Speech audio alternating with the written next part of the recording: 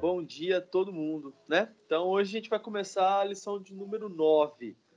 Então, a lição de hoje é como encarar aquela tristeza de matar. Eu acredito que todo mundo, em algum período aí, já passou por aquela tristeza chata, aquele desânimo, aquela falta de vontade, aquela coisa de ver o mundo em preto e branco, né? O pessoal fala aqueles dias que você tá meio down, não tem isso? Eu não sei se... Eu já tive isso na adolescência. De vez em quando, ainda na vida adulta, a gente tem ainda uns dias assim, né? Isso é normal, né? Então a gente vai ver um pouco a respeito de como que Deus trata a gente quando a gente está nesses dias, como que respaldo nós temos na palavra de Deus para a gente encarar esses dias, né? Para começar a nossa aula, vamos orar? Vamos fazer uma oração? Então convido você aí a fechar o seu olho, tá? Vamos pedir para que Deus nos abençoe nessa manhã, tá? Senhor, obrigado, Pai, por mais um dia, Senhor. Obrigado por esse dia que nós acordamos, tomamos o nosso café. Ó Pai, temos agora essa oportunidade de aprender mais do Senhor, ó Deus. De aprender da Tua palavra, de aprender aquilo que o Senhor quer, ó Pai, comunicar para nós, ó Pai. Para que nós tenhamos uma vida plena aqui debaixo do sol, como diz a Tua palavra, Senhor. Para que nós desfrutamos, ó Deus, de uma vida melhor, ó Pai. Para que nós tenhamos, ó Senhor, aquela certeza, Pai, que o Senhor está conosco, que o Senhor olha por nós, que o Senhor é quem tem controle de todas as coisas, Pai.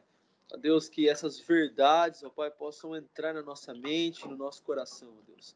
Senhor, abençoa-nos nessa manhã, ó Deus, usa a minha vida para que, ó Deus, eu possa transmitir essas verdades, ó Deus, a cada um dos adolescentes, a cada um de nós, ó Pai. Senhor, assim como o Senhor falou comigo na preparação dessa lição, Deus, que o Senhor fale também a cada um dos adolescentes que estão ouvindo aqui nessa manhã, Pai. Pedimos, ó Deus, e também, ó Pai, agradecemos, Pai, porque hoje nós comemoramos o Dia do Adolescente Presbiteriano, Senhor. Amém. Obrigado, Pai, pela vida de cada adolescente, ó Deus. Obrigado pela nossa Amém, UPA, Senhor. obrigado pelos nossos conselheiros, Obrigado, o Wellington e Damares, Deus. Obrigado pela diretoria. Nós te louvamos e te agradecemos por tudo, Pai. Amém, Ó Senhor. Deus, em especial, pedimos que o Senhor abençoe a nossa aula de escola dominical, Pai. Sim, Que nós Pai. possamos aprender, ó Deus, como encarar, ó Deus, a tristeza, como encarar, ó Pai, o desânimo que às vezes vem na nossa vida, Deus, para que nós possamos ter a certeza que o Senhor está conosco, Pai. Ó Amém. Deus, abençoe na condução dessa aula, Pai, em nome de Jesus. Amém. Olha, Amém. tinha esquecido. Parabéns, então, a todos os adolescentes, né? Opa, obrigado, Netão. Zan é o tio da UPA, né? Mas tá aí também. Parabéns a todos. Parabéns a todos. Para quem não sabe, o quarto domingo de julho é o Dia do Adolescente Presbiteriano. E hoje tem uma programação da Nacional. Liga seu YouTube aí na UPA Oficial a partir das 14h, tá bom? A gente não pode esquecer disso, então. Então vamos lá. Aula de número 9, né? Então a gente tem o versículo tema dessa aula, que ele está lá em Salmos número 40, versículo 1. Quando a gente fala de angústia, de sofrimento, de tristeza, né, a gente sempre vai para o livro de Salmos, né? Salmo é aquele tipo de livro assim que Davi foi um dos que mais escreveu os Salmos. É aquele livro assim que Davi meio que se derrama diante de Deus e abre o seu coração e começa a conversar com Deus a respeito de tudo aquilo que ele está passando, né? Então quando a gente vê a vida do Davi, a gente vê lá o Davi adolescente, o Davi jovem que cuidava da pastor de ovelhas. Depois a gente tem um outro momento que a gente vê um Davi guerreiro, um Davi que luta ali por Saul, por Israel. Depois a gente tem um Davi rei. Depois a gente tem um Davi, um homem que já em idade madura, que fez muitas coisas aí que não foram legais.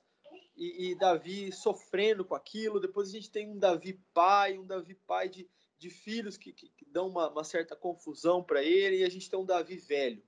Então, em todos esses momentos da vida de Davi, Davi faz os salmos, e ali ele rasga o coração dele, como se ele conversasse com o seu eu, né?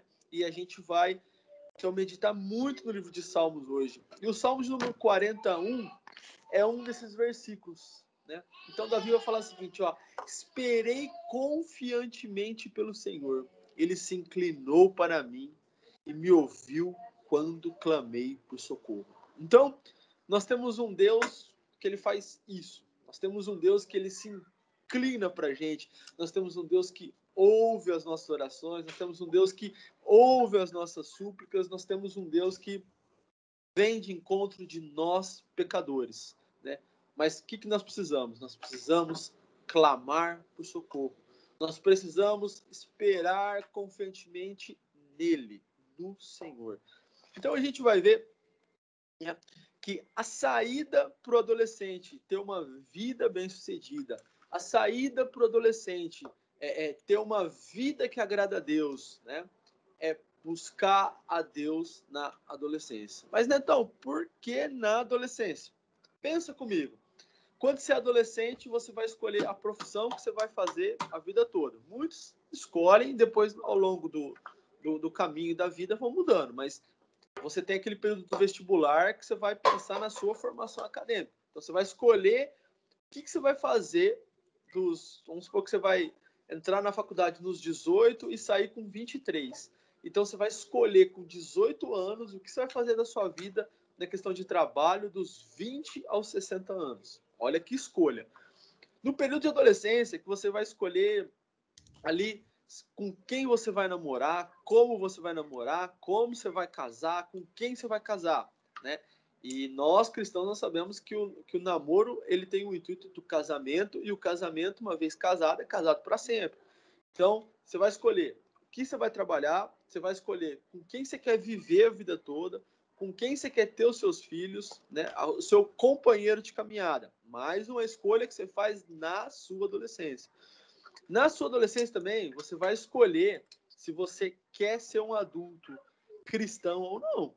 Entenda, é nesse período agora de 14, 13, 12 anos, 15 anos, que você vai falar, Senhor, eu quero te seguir, eu quero ter uma vida com o Senhor, né? Porque se você não escolher esse tipo de caminho, você vai escolher o caminho do quê? Das baladas, das festas, né?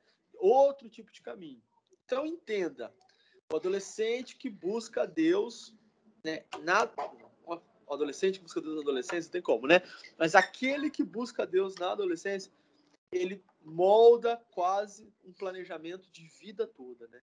Então, a primeira coisa que nós sempre repetimos nas aulas é: adolescentes precisam de Deus, né? Não deixa assim, mas quando eu for velho, quando eu for adulto. Não, é agora. O dia é hoje, a hora é agora. É hoje que você precisa de tomar a decisão de seguir a Deus, tá? Então, nós vamos ver que a adolescência, ela está no tempo do já, mas ainda não. Como assim, Neto? Já, mas ainda não.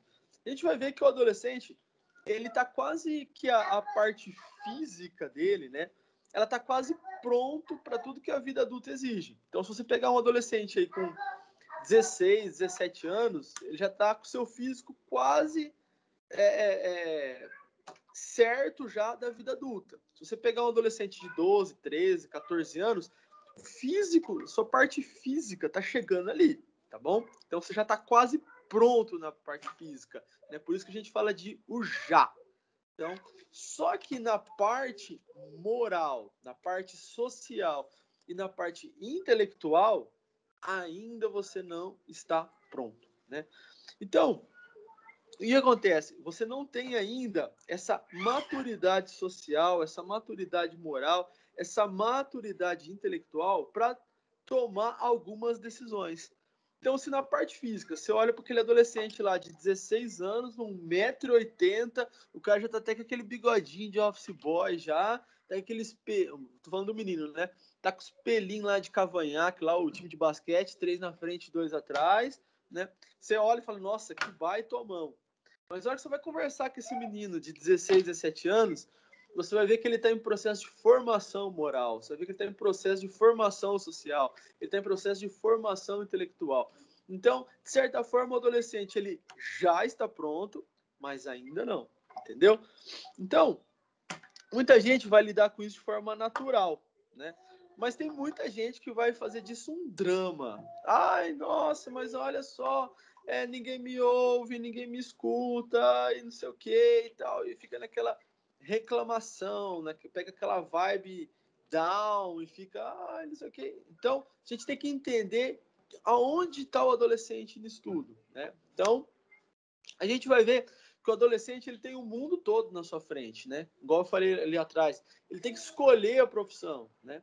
Muitas pessoas esperam que os adolescentes se comportem como um adulto. Então você olha ali aquela menina de 16 anos, adolescente, 15 anos, uma menina mulher já. Você olha um menino de também adolescente de 17 anos, com 1,80 m, um homem. Então, pessoas que olham vocês esperam de vocês um comportamento adulto. Mas, pelas decisões de vocês, é possível perceber que parte de vocês ainda não está pronta. Então, a gente tem essa coisa do já, mas ainda não. Então, a hora que você olha o adolescente, você percebe que ele já está pronto. Mas a hora que você conversa com ele, você vai perceber que ele ainda não está pronto, né? Então, não dá para a gente negar que a adolescência traz em si coisas maravilhosas, né? Muitas coisas maravilhosas. É um tempo delicioso, mas também gera muita tensão, gera muita tristeza, gera medo, gera insegurança, né? Então a gente tem que sempre entender isso, né? Muitas pessoas falam assim, adolescente não tem problema, porque adolescente não sei o quê. Eu falo, opa, calma lá. Adolescente tem a tensão dele, adolescente tem as tristezas dele, os adolescentes têm os medos deles, adolescentes têm insegurança. Entenda, ele está num processo de formação. Então, você olha para aquele adolescente com um físico já quase de uma pessoa adulta, mas você tem que lembrar que ele emocionalmente, moralmente, socialmente e intelectualmente, ele não está ainda preparado, né? Então, ele tem esses pontos de tensão, ele tem os dias de tristeza, ele tem o dia de medo, ele tem o dia de insegurança, tá? Então a adolescência é isso mesmo, a adolescência vamos falar assim, um borbulhão de sentimentos, de emoções, né? Só que a gente tem que entender, e vocês viram isso muito bem na aula passada, que Deus entende o adolescente. Deus entende de adolescência, né? A gente tem uma mania de achar que Deus, isso aí é muito da cultura nossa. A gente tem uma mania de achar que Deus é um velhinho de barba branca que fica lá no céu e faz ho, ho, ho, ho. Não, esse não é Deus. Isso aí é o Papai Noel, tá bom? Não é Deus isso aí. Deus é uma pessoa que entende a criança, entende o adolescente, entende o adulto, né? Então Deus não é aquele velhinho ultrapassado, vamos colocar assim, né? Não, Deus conhece as nossas dores, né? E Deus sabe como tratar cada uma delas, né? Então Deus sabe tratar a criança, Deus sabe tratar o pré-adolescente, Deus sabe tratar o adolescente, Deus sabe tratar o adulto, Deus sabe tratar o idoso, né? Deus conhece todas as fases da nossa vida. Deus usa todas as fases da nossa vida para que nós cheguemos à perfeição, né? Nós tenhamos uma vida com dificuldades, com tristezas, com alegrias, para que nós chegamos, né, no final dela em perfeita varonilidade, como diz lá o apóstolo Paulo, tá? Então a gente vai ver que muitas coisas aborrecem o adolescente, né? Então a gente coloquei aí a foto da panela de pressão, né? Então a panela de pressão é bem isso mesmo. Quando você tem um alimento muito duro, você joga ele dentro da panela de pressão. E aí você tampa isso, aquilo faz pressão e o trem amolece tudo, né? Então a gente vai entender o que aborrece um adolescente. Algum adolescente aí me fala o que te aborrece? Vamos lá, vamos participar um pouco da aula.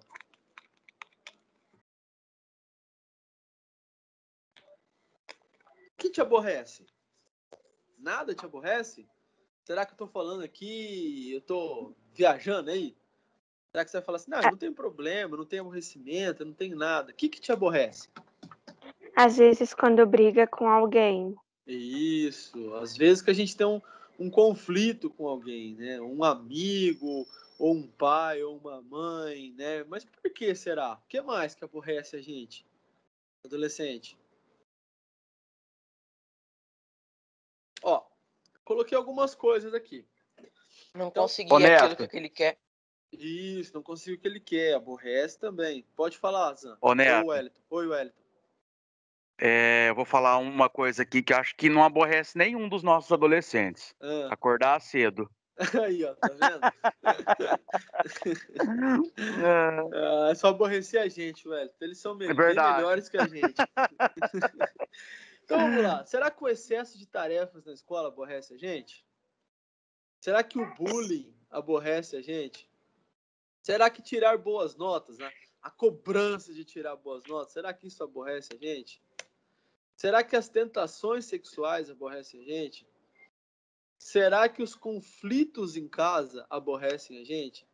Né? Aqueles adolescentes aí com 17 anos, será que o vestibular aborrece a gente? Ou será aquela crise de identidade, né? A gente pode também pensar em Deus, em igreja, né? Isso é verdade? Ou nós viajamos aqui? Colocamos 7 coisas aqui. Para mim, na verdade, a única que me acede seria tirar boas notas.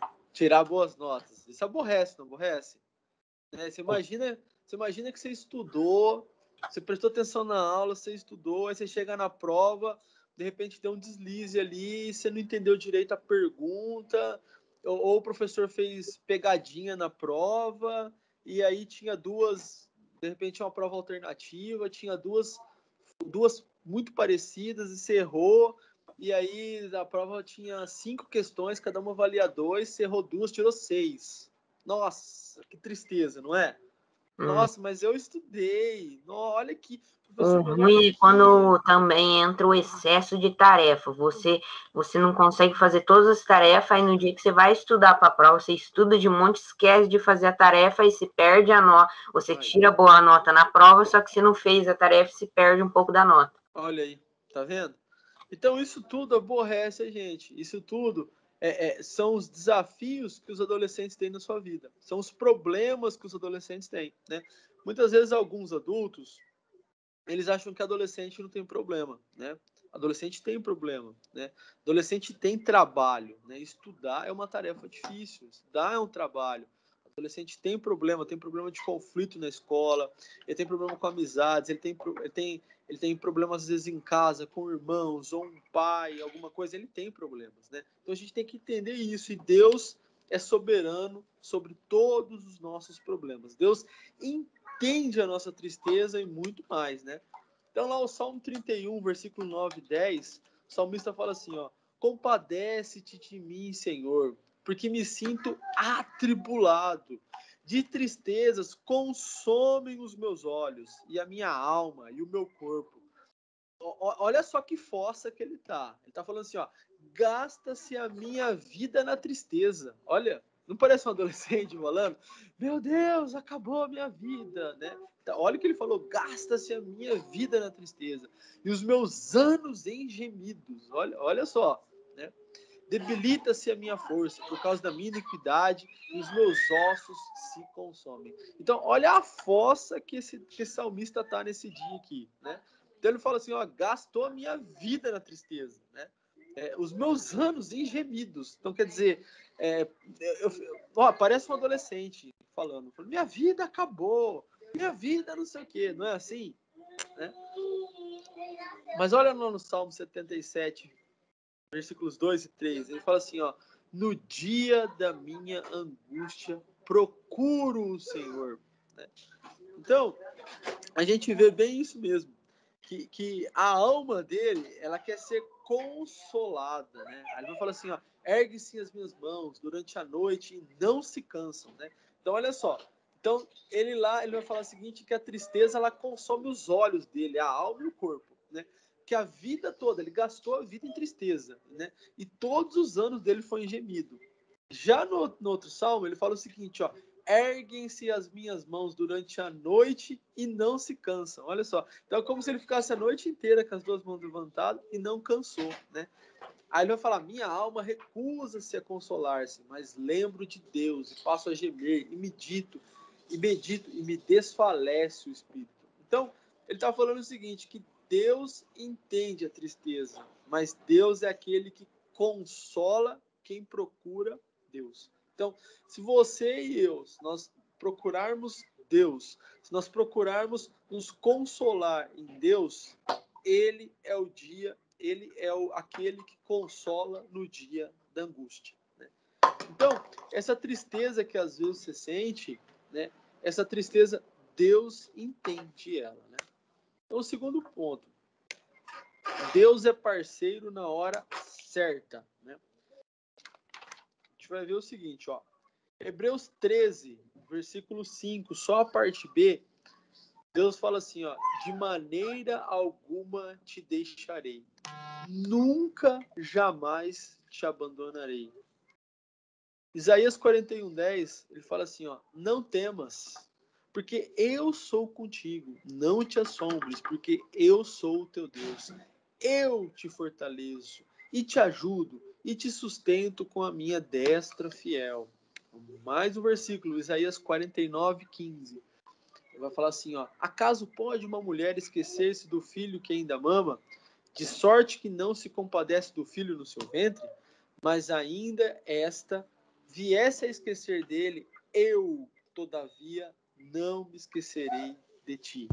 Então a gente tem um Deus, né?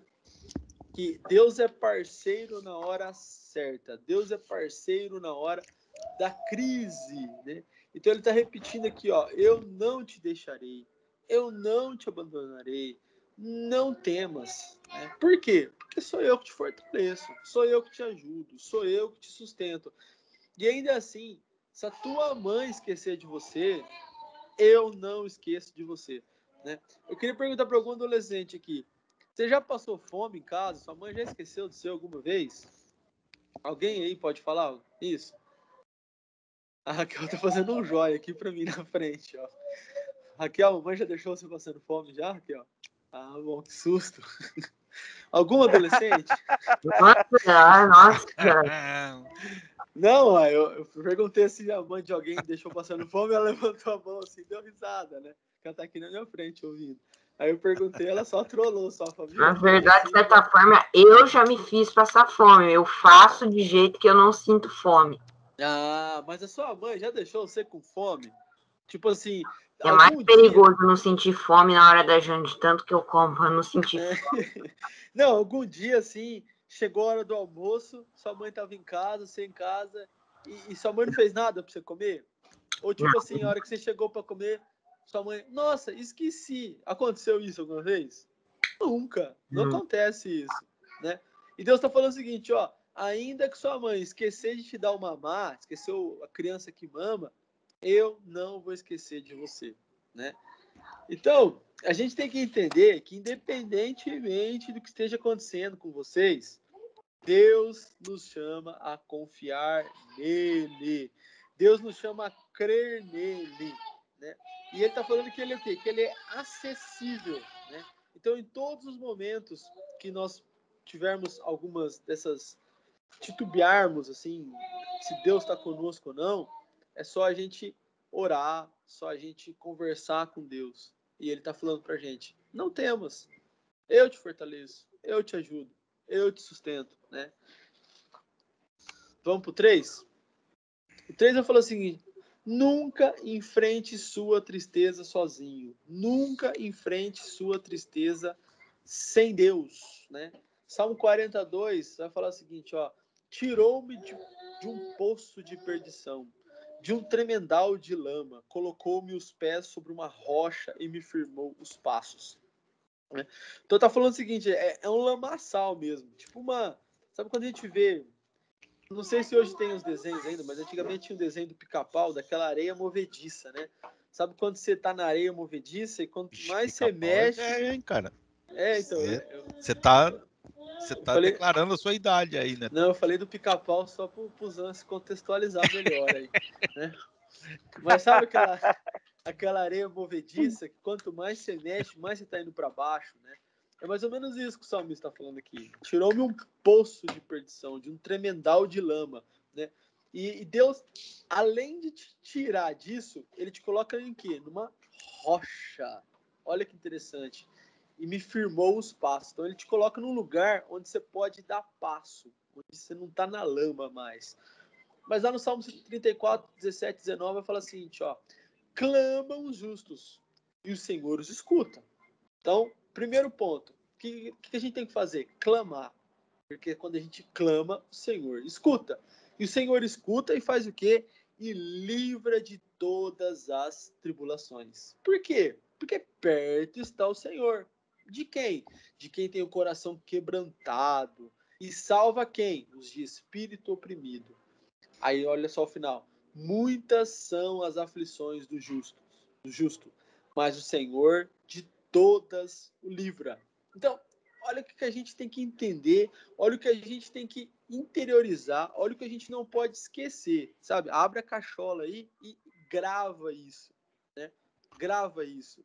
O Senhor nos livra, o Senhor nos escuta, o Senhor está perto de nós, né? Então a gente nunca está sozinho. Sabe aquela coisa assim que a gente fala: nossa, eu tô sozinho, ninguém me ouve. Não, você não tá sozinho. Você tá apenas focando errado. Então, ao invés de você murmurar, ao invés de você reclamar, você vai orar. Você vai conversar com Deus, né? Por quê? Porque Ele nos livra, Ele nos escuta. Então, isso a gente tem que entender isso muito bem. Então, o quarto ponto da revista vai falar o seguinte, ó. Converse consigo mesmo, ao invés de ouvir a si mesmo. Olha que interessante isso, né? Então, aqui tem 3 versículos. Primeiro, lá em Salmos 42, 11, o salmista fala assim: por que estás abatida, ó minha alma? Por que te perturbas dentro de mim? Então, ele faz 2 perguntas para ele mesmo. Aí ele responde: espere em Deus, pois ainda o louvarei. A Ele e meu auxílio e Deus meu. Espere em Deus, pois ainda o louvarei. A Ele, meu auxílio e Deus meu.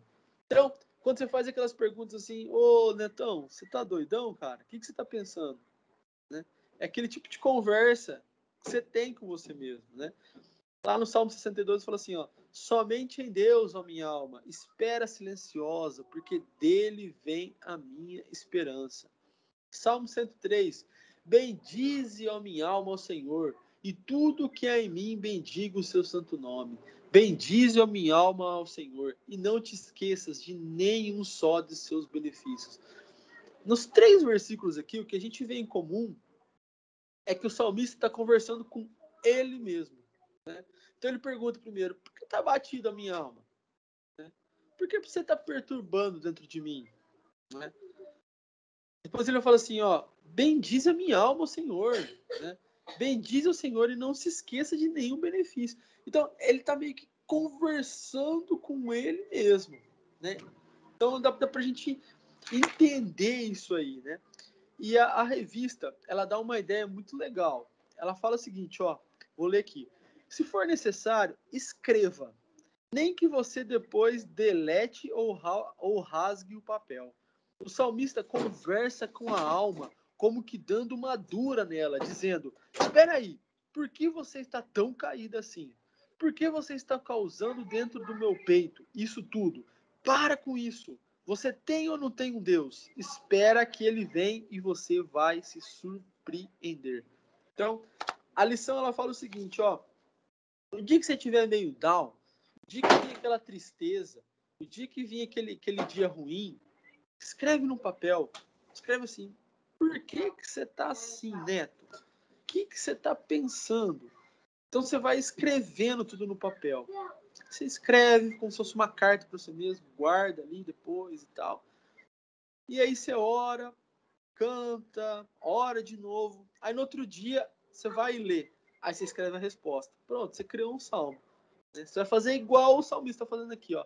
Então vamos supor que hoje, né, você vai escrever lá: Neto, por que você está tão abatido? Né? Por que você está tão perturbado, Neto? Para. Aí você ora. Aí no outro dia você vai escrever assim: olha, Neto, espere em Deus. Né? Quer dizer, vem aquela confiança, vem aquela fé, vem aquele auxílio. Por quê? Porque Deus socorreu, né? Perto está o Senhor. Ele que vem esse movimento de vir até você e ajudar o pecador que busca Deus. Então, a gente precisa de ter esse tipo de conhecimento, né? Não aquelas coisas que a gente escuta por aí, escute a voz do coração, escute não sei o quê, escute sua mente. Não é isso que ele está propondo aqui. Ele está falando para você conversar, né? Aí eu vou recorrer à revista aqui novamente. Ele fala assim, ó, conversar sozinho, sem a perspectiva de Deus, é muito arriscado, né? Ouvimos muita bobagem ecoando em nossa mente quando estamos tristes.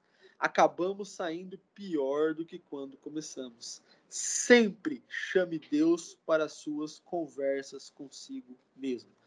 Então a gente tem que entender que esses bate-papos que a gente tem com a gente mesmo, a gente precisa de Deus. Nós precisamos de chamar Deus para esse bate-papo. Em quinto lugar, ele vai falar: combata a tristeza com o tipo certo de alegria, né? Então, a primeira coisa que a gente aprende é que não há alegria verdadeira e duradoura sem Deus. Não existe alegria sem Deus, né? Então, Salmos 43 vai falar assim: e pôs nos lábios um novo cântico, um hino de louvor ao nosso Deus. Muitos verão essas coisas, temerão e confiarão no Senhor. Né? Aí o texto aqui, ele dá um exemplo do rei Azar, né? Que ele confiou mais nos médicos e se esqueceu de Deus. Né? Então, ele falou o seguinte, ó, lá em 2 Crônicas 16... No 39º ano do seu reinado, caiu Azar doente dos pés. A sua doença era em extremo grave. Contudo, na sua enfermidade, não recorreu ao Senhor, mas confiou nos médicos. Né? Não estou dizendo isso para que você pare de tomar remédio. Não é isso, tá bom? Mas, primeiro, quando você ficar doente, quando você tiver alguma coisa, você tem que orar a Deus. Né? Eu lembro bem, em 2014, quando a gente foi para Moçambique, lá visitar o pastor Horácio, né? Nós somos em 9 pessoas da nossa igreja, incluindo eu e a Fabi. E aí nós fomos lá, um lugar muito pobre, muito deficitário, né? Para vocês terem uma noção, Moçambique inteiro tem 3 hospitais, né? 2 deles em Maputo, que é a capital, e um fora da capital. Então você imagina que Rio Preto tem quantos hospitais? Alsta, Benê, HB, Santa Helena, mais algum, gente? Além da nossa cidade ser conhecida como a melhor da medicina de São Paulo. Isso mesmo. Santa Então, Casa, né, Neto? Santa Casa. Então você imagina que Rio Preto tem 5 hospitais. Moçambique, que é um país, tem 3. Então vocês imaginem o nível de pobreza.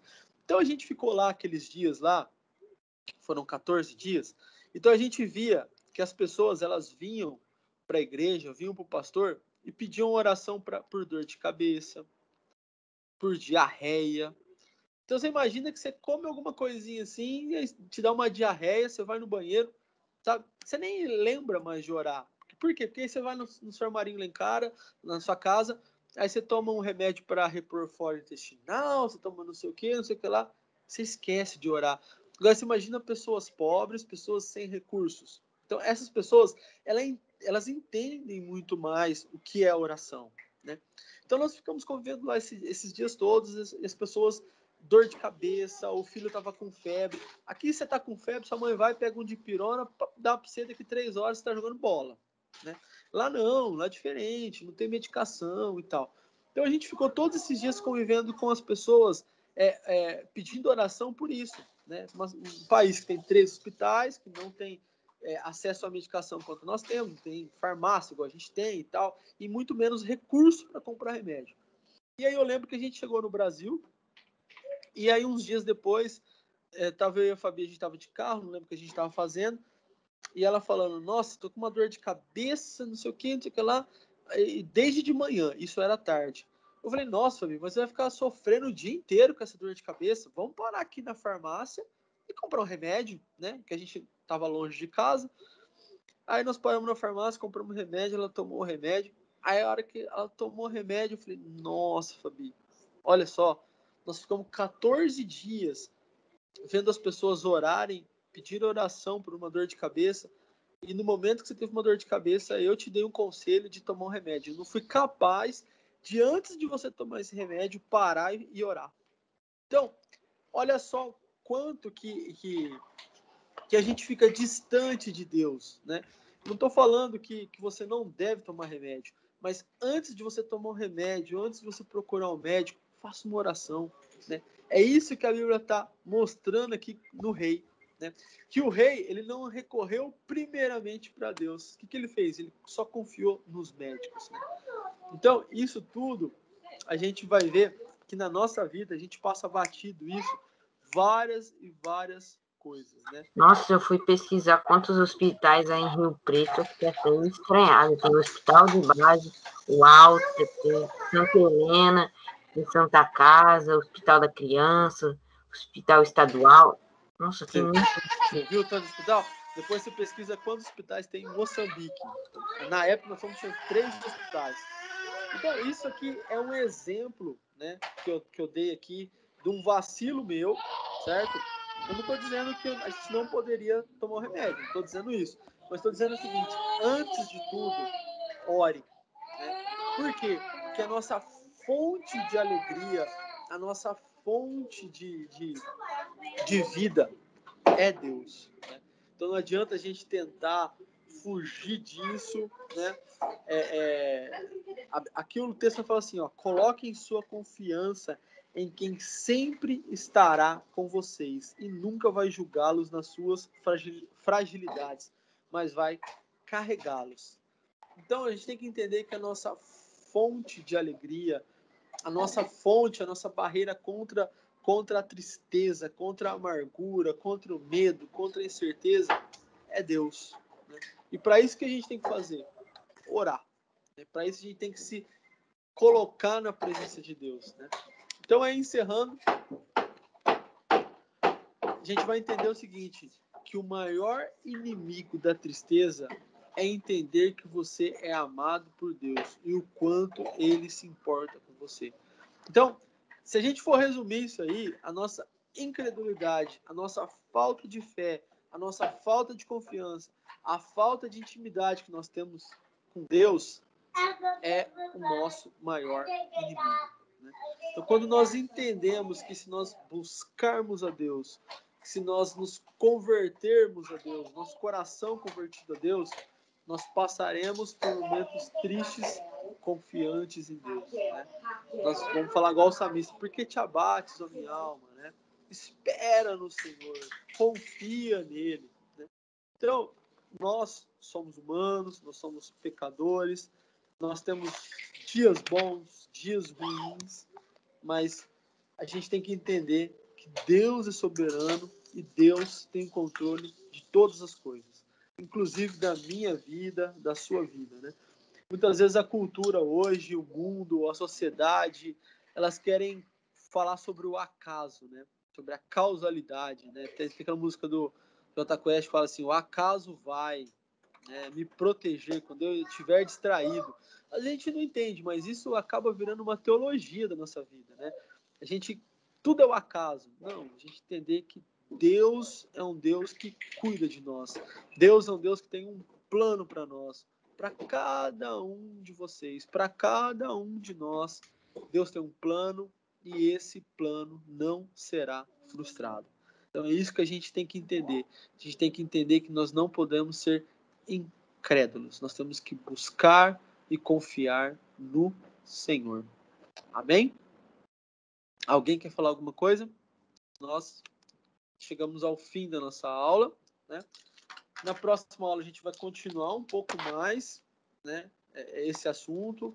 Na aula passada vocês viram a respeito de, né, dos adolescentes, no caso, né, como que existe adolescente na Bíblia, como que foram os adolescentes. Na próxima a gente vai falar um pouco também sobre ansiedade, tá bom? Alguma coisa, Zan, Wellington, algum adolescente quer contribuir, falar alguma coisa? Não, Netão, isso mesmo. Não? Isso aí? Algum adolescente quer falar alguma coisa? Fale agora ou cale-se até domingo que vem. Então vamos orar?